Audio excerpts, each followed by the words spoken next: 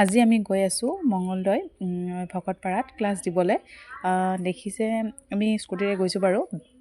বতৰ বহুত ঠাণ্ডা, একদম কুঁৱলী পৰি আছে। আমি গৈ পাইছোঁ, জাষ্ট বহিছোঁ আৰু ক্লাছ আৰম্ভ কৰিম। আপোনালোকে চাই থাকক, অলপ কিছুমান দৃশ্য মই দেখুৱাই আছোঁ আপোনালোকক।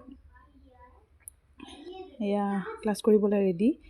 আমাৰ বাইদেউজনী আহিব, তেওঁ ক্লাছ কৰিব আৰু লগতে তেওঁ ঘৰতে ক্লাছ দিয়া হৈছে, বাহিৰা তেনেকুৱা একো নাই। ক্লাছ কৰি আছোঁ এয়া। আপোনালোকে যদি ল'ব বিচাৰে এক্সেছ বাৰৰ ক্লাছ মোক যোগাযোগ কৰিব। মই এতিয়া মানে পাৰ্চনেলি ঘৰত গৈ ক্লাছ দি আছোঁ, এয়া বাইদেউ ক্লাছ দি আছোঁ। এয়া তেওঁক মই প্ৰেক্টিছ কৰি আছোঁ, তেওঁ ছেশ্যন দি আছে নিজৰ ছোৱালীজনীক। দেখিব পাৰিছে আপোনালোকে। মই এতিয়া সদায় মানে য'ত মই ঘৰৰ কোনোবা যদি পাৰ্চনেলি ক্লাছ ল'ব বিচাৰে সেয়াও দি আছোঁ, আৰু যদি গ্ৰুপ হয়ও যদি ল'ব বিচাৰে মোক কণ্টেক্ট কৰিব।